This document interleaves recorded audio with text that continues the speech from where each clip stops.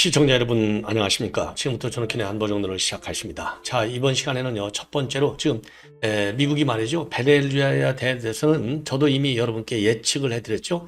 아마도 마차도가 아니고, 왜냐하면 마차도는 베네수엘라 주민의 국민들의 지지를 받지 못하고 있다, 이렇게 트럼프 대통령이 가장 최근에 입장을 올렸어요. 자, 이걸 보면 이제 물 건너갔다라고 보고, 그래서 로드리게스가 꼬리를 내리는 걸 보니까 로드리게스로 현 여성 부통령이죠. 자, 이분한테로 권력을 넘길 가능성이 있다. 왜냐면요, 레짐 체인지라고 안 하고 파워 트랜지션이라고 그랬어요. 파워 트랜지션. 권력을 넘겨준다 이겁니다. 레짐을 체인지하는 게 아니에요. 이 레짐 체인지라고 한다면 그냥 마두로 정권 전체를 싹 다 드러내고 완전히 새 수를 갖다 붓는 거, 이게 레짐 체인지라고 볼 수 있겠죠. 이제 이렇게 상식적으로 일상적인 대화를 본다면, 그리고 이제 정치학적으로 국제 정치로 볼 때의 레짐 체인지라고 하는 것은 체제의 전환이잖아요. 그러면 마두로 독재 체제에서 진정한 민주주의 체제, 마두로의 사회주의 체제에서 자유민주 체제로의 전환. 그러니까 이제 자유민주 철학을 신봉하는 인물이 돼야 되겠죠. 이게 정권 이 교체가 되는 겁니다. 정권을 교체. 그러니까 이제 현 여권에서 야권으로 넘어올 때 레짐 체인지가 될 수 있는 거예요. 진정한 의미의. 베네수엘라만 본다면, 물론 여권 안에서도 레짐 체인지가 있을 수가 있겠죠. 그러나 지금 베네수엘라에서 본다고 할 때 이 레짐 체인지라고 하는 것은 완전히 지금 마두로하고 손을 딱 끊는. 자, 그런데 파워 트랜지션을 쓴 거예요. 이때부터 처음서부터 트럼프 대통령은 정권은 결국 지금 정부가 얘기했잖아요. 베네수엘라를 뭐라고 그래, 잠정적으로 안정적으로 이끌 사람한테 넘겨준다고 했잖아요. 그래서 최종적으로 딱 선택을 한 사람이 현 부통령입니다. 그러니까 부통령하고 부통령이 마두로 딱 미국으로 데려가자마자 루비오 국무장관하고 계속 통화했잖아요. 통화가 이루어진다. 이 얘기는 내가 너는 나의 대화 파트너로 인정하는 거야. 알았지? 그러니까 미국의 협조에 딱 이 사인이잖아요. 그래서 이제 최종적으로 결국 오늘 말이죠, 이 로드리게스 부통령이 선서 딱 했어요. 끝난 겁니다. 그래서 지금 이제 이 마차도 이런 또 이 곤살레스 전 국회의장, 이런 분들 지난번 대선이 공정선거였다. 그러면 지금 이 국회의장이 당선됐을 거라는 거 아니겠습니까? 이거를 뒤집었다는 거 아니에요. 이런 야권의 지금 말하자면 이제 거물들이 이제 정권을 이양을 받았어야 되는데 트럼프 대통령이 너희들은 안 돼 하고 딱 됐어요. 그러고 보니까 왜 트럼프가 그런 변화를, 그런 현 부통령을 택했느냐, 이미 CIA한테 지시를 했다는 거죠. 그래서 CIA가 베네수엘라 이 정권을 누구한테 넘겨줄 것이나 분석을 해봤더니 다름이 아니고 요 부통령한테 넘겨주는 것이 안정적으로 관리하는데 제일 좋다, 이렇게 결론을 내렸다는 겁니다. 그럼 CIA가 왜 그런 결론을 내렸느냐? 우선 안정적으로 관리하려면, 국가를 운영하려면 제일 중요한 것이 뭡니까? 내치가 중요하잖아요. 외교는 그 다음이고 우선 내치가 제일 중요해. 내치 뭐가 중요합니까? 군을 장악해야 되잖아. 그러니까 국방장관이 제일 중요해. 그 다음에 군을 장악해야 되는 게 국방장이 중요하고, 그 다음에 내치의 핵심은 어디서 오느냐? 우리식으로 따지면 내무부 장관, 우리식으로 따지면 행안부 장관이 제일 중요한 거예요. 자, 이게 파워 브로커 역할을 할 수 있다, 이렇게 CIA가 판단한 거예요. 그러니까 자총리국의 내무장관과 국방장관하고 관계가 있다는 거고, 그 다음에 하나는 이제 본인 로드리게스는 지금 석유산업, 지금 트럼프 대통령이 제일 중시하는 게 뭡니까? 석유산업이잖아요. 석유산업 미국이 싹 다 갖고 와야 되겠다는 거 아닙니까? 그래서 중국 끊어내겠다는 얘기예요. 쉽게 얘기하면 중국에 대한 경고입니다. 이번 마두로를 잘라낸 가장 중요한 큰 수는 뭐냐? 중국과의 싸움에서 중국을 남미 쪽에서 완전히 아웃시켜버리겠다는 거 아니에요. 이게 제일 큰 외교적 시그널이라고 저는 봐요. 그래서 숲 다음에 나무를 본다면 그게 마두로 바꿔버리면 중국 넘어가게 되는 것이고, 거기에 이제 마두로를 딱 해부를 하면 마약도 들어가고 총기 소지도 들어가고 자금 세탁도 들어가고 네 가지 혐의가 들어가는 겁니다. 그래서 외형적으로는 마약이지만 실질적으로는 큰 숲은 중국이 되는 겁니다. 자, 그래서 이 석유가 그중에 이제 에너지 인프라 굉장히 큰 원인이 되고 있는데, 이미 로드리게스 현 부통령은요, 석유 산업과 관련해서 기술직, 전문직 관료 경력을 가지고 있다는 거예요. 그러니까 미국 정부 대화가 아주 잘 될 수 있는 그런 포텐셜, 자질, 그 다음에 커리어, 이거를 가지고 있는 거예요. 그래서 경력을 무시를 못하는 겁니다. 공무원 하려면. 예. 자, 그래서 공무원을 지금 굉장히 중요한 그런 공직 수행 경력이 있는 데다가 파워 브로커 역할을 할 수 있는 요 내무장관과 국방장관의 지지를 받을 수 있고, 그 다음에는 이 마약 밀매 조직이 어마어마한 이 폴리티컬 파워를 행사하고 있잖아요. 그런데 마약 조직은 이미 뭐 마두로가 마약하고 다 잘 싹 쪽적궁 해갖고 이제 미국까지 수출하는 거 아니에요. 그러니 그 밑에서 마두로의 최측근 중에 측근으로 마약 밀매 조직하고 계속 링크가 돼 있잖아요. 그러니까 마약 밀매 조직하고도 이 대화가 되는 거예요. 그러니까 마약 밀매 조직하고 대화가 돼야 미국이 움직이는데 도움이 되는 거잖아요. 이런 경력이 굉장히 크게 작용을 했다. 이런 그 CIA의 이 비밀 보고서가 그렇게 이제 트럼프 대통령한테 건의를 했다는 겁니다. 자, 그래서 이제 지금 우리가 흔히 얘기하는 마차도한테 갈 것 같았지만은 안 가고 지금 이 현 로드리게스 부통령한테 갔다. 예, 이게 예, 그래서 말이죠. 트럼프 대통령이 다만 이제 로드리게스가 그러니까 이제 오늘 말이죠. 공식적으로 지금 임시 대통령으로서 취임 선서까지 했습니다. 예. 자, 그래서 최종적으로는 이 마차도가 아니고 로드리게스를 최적의 권력이약의 대안으로 판단을 했다는 겁니다. 그 다음에 마지막으로 또 하나 큰 이유는요. 2024년대 대선 부정으로다가 이제 마두로가 세 번째 연임에는 성공했는데 그 이후로 마두로 정권과 대적해서 싸우는 투쟁 대안, 정치 대안으로서의 실체를 지금 야권의 주요 지도자인 아까 말씀드린 대로 이 곤살레스 국회의장 그리고 요 마차도 이런 사람들이 제대로 싸우지 못했다는 겁니다. 그래서 제대로 싸우지 못했기 때문에 대안으로서의 정치적인 능력과 리더십을 미국 정부로부터 인정을 못 받았어요. 이 점도 CIA가 지적한 중요 요인 중에 하나라는 겁니다. 자, 그래서 지금 현재 이거를 우리 국민의힘에 대입해 보면요. 미국에서 볼 때, 국제사회가 볼 때 과연 국민의힘이 현 이재명 정권과 제대로 싸워서 정치적인 대안 세력으로서 인정을 받느냐 못 받느냐가 이번 지방선거와 그 다음에 다음 3년 후 얘기지만은 총선 그리고 이제 4년 후에 예정된 대선에서의 국민의 평가하고 이어진다. 이렇게 결론을 내릴 수 있을 것 같습니다. 굉장히 중요한 CIA 보고서가 되겠고요. 예. 자, 그래서 요 내용이 이제 제가 보기에 이번 본 방송의 가장 핵심이 되는 겁니다. 자, 그래서 이 CIA 보고서와 관련된 내용을요. 지금 이제 특히 조선일보가 보도를 아주 잘 하고 있어요. 잘 하고 있다.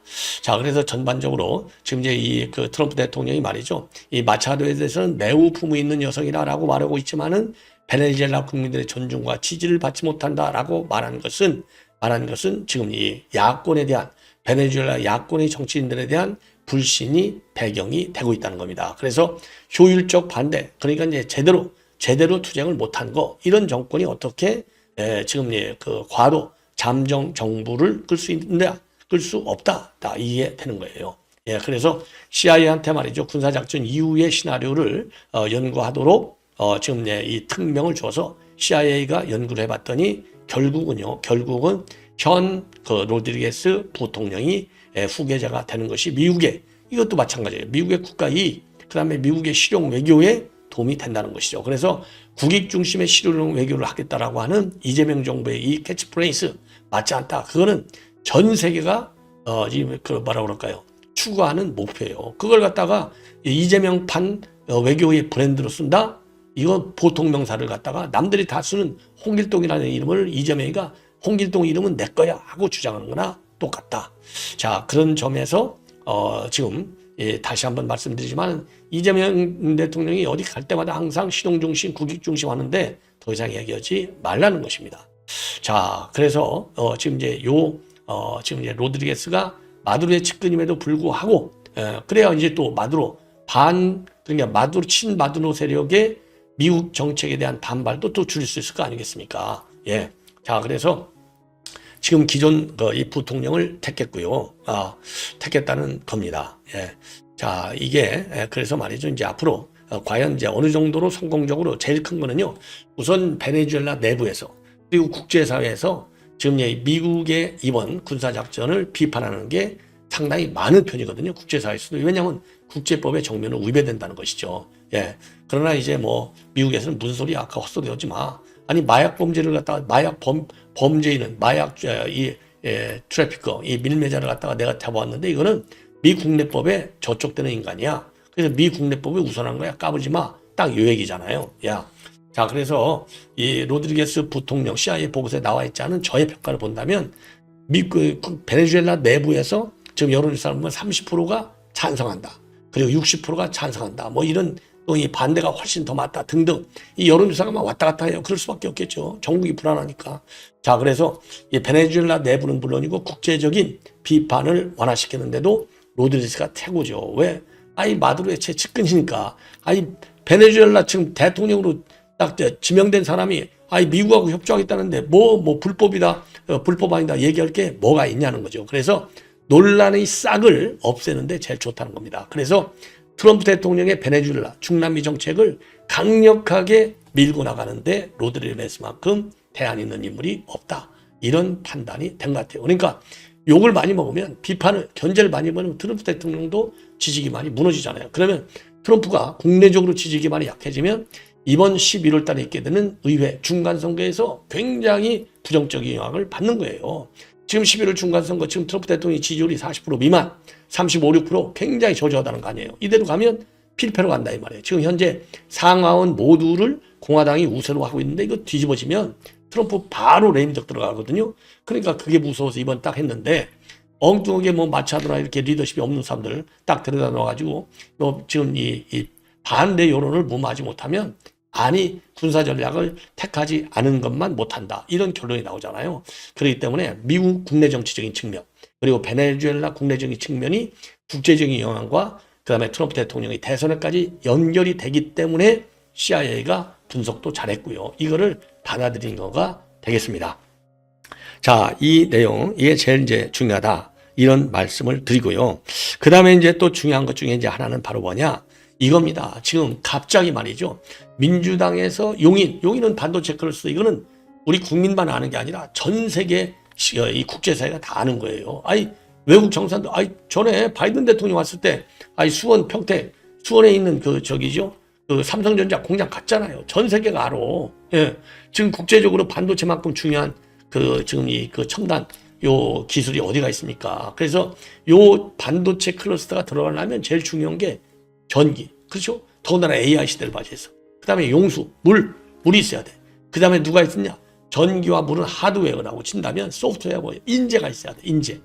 그러면 이거를 지금 용인 반도체 클러스터만큼 전기와 그 다음에 물과 그리고 인력 이거를 가동시킬 수 있는 최적의 조건을 갖춘 도시가 대한민국에 없다 이겁니다. 지금 현재는 용인에 지금 이 삼성 반도체 그 다음에 이천에 SK 하이닉스 오늘 주시장 보니까 지금 삼성전자하고 SK 하이닉스 아주 막 승승장구하고 올라간다는 거 아니에요. 지금 오늘 주시장이 지금 4,500이 넘어갔다는 거 아닙니까? 예, 저는 전 주식 아는 것도 없고 아무것도 없지만은 예. 자, 그래서 이게 말이죠. 예. 그래서 이게 문제가 지금 되고 있는 거예요. 이거를 용인에다가 해갖고 지금 또 요 땡에 가서 일부 착공에 들어갔어요. 그런데 이거를 갖다가 갑자기 느닷없이 호남에다가 가져가다가 새만금으로 갖다 놔? 이거 지금 이번 6월 달에 지방선거 나오니까 도지사 나오려고 하는 이런 민주당 의원들이 넋 빠진 소리를 하고 있는 거예요. 넋 빠진 소리. 이게 말이나 되느냐 이겁니다. 이미 착공까지 해서 공정 이미 들어가고 있는데 지금 시간이 금이에요.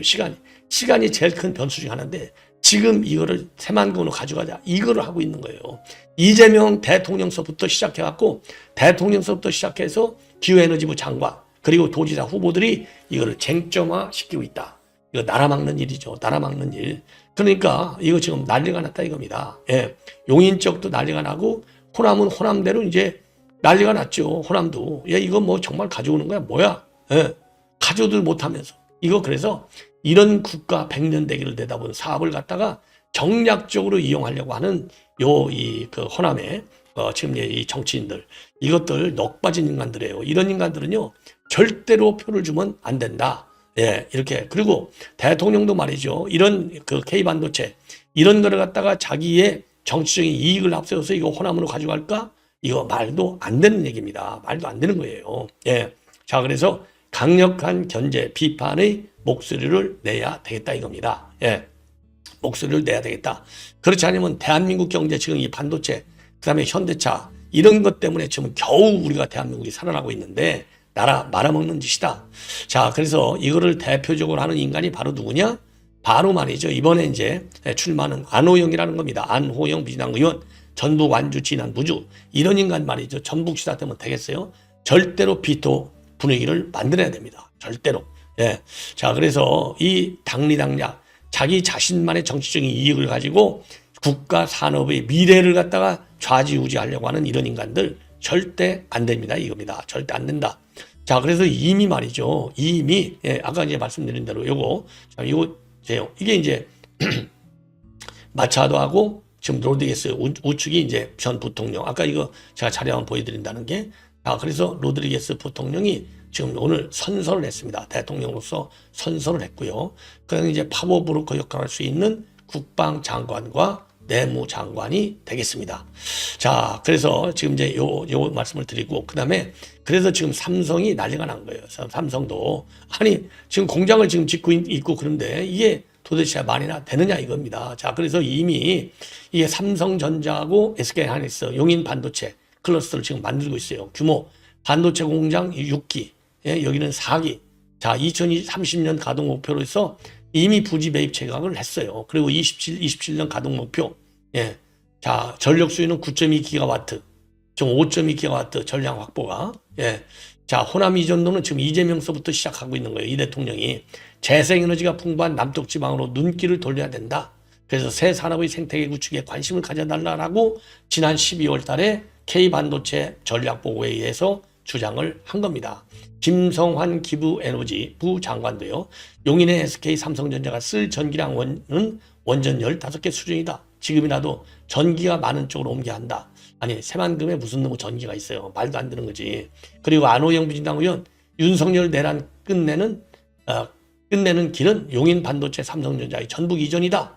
아니 내란하고 도대체 내란하고 반도체하고 무슨 관계가 있어요. 이게 도대체 말이 되는 거냐 이겁니다. 말도 안 되는 짓거리를 하고 있는 거예요 지금.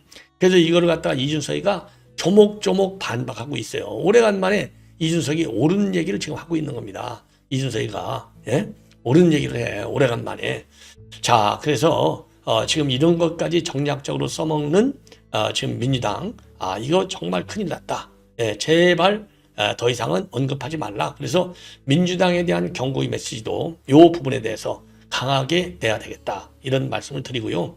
마지막으로 말이죠. 지금 조세호가 다시 유재석하고 이제 방송하다가 과거에 조폭들하고 연계된 그런 활동이 많다. 부끄러운 활동이 많다. 예? 그래서 이제 하차했는데 이제 지금 조세호가 다시 복귀한다. 이런 지금 일부 보도에 대해서 최초 이 조폭 연계설을 폭로했던 사람이 그래? 한번 나와봐. 추가적으로 폭로할게. 자, 이렇게 지금 그 입장을 내놓고 있어요. 예. 자, 그래서 이거는 말이죠. 한 3주쯤 됐는데 조세호가 넷플릭스 도라이버 4로 복귀한다는 소식이 나왔어요. 그래서 도라이버 새 시즌을 열심히 준비하고 있다. 넷플릭스 측에서. 그래서 시즌 3에 이어서 시즌 4에도 함께할 예정이다. 이랬더니 요 폭로자가 가만히 있지 않겠다. 추가 폭로를 얘기하고 있는 겁니다. 자, 그래서 본인의 소셜미디어를 통해서 조세호 씨가 복귀한다고요? 지인 조폭이 해외로 잠적하니까 수사 못하니까 갑자기 복귀한다고요? 그래요. 복귀하세요. 그럼 저도 지인 조폭집에서 와이프랑 같이 찍은 영상 공개할게요. 라고 추가 폭로를 예고하고 있고요.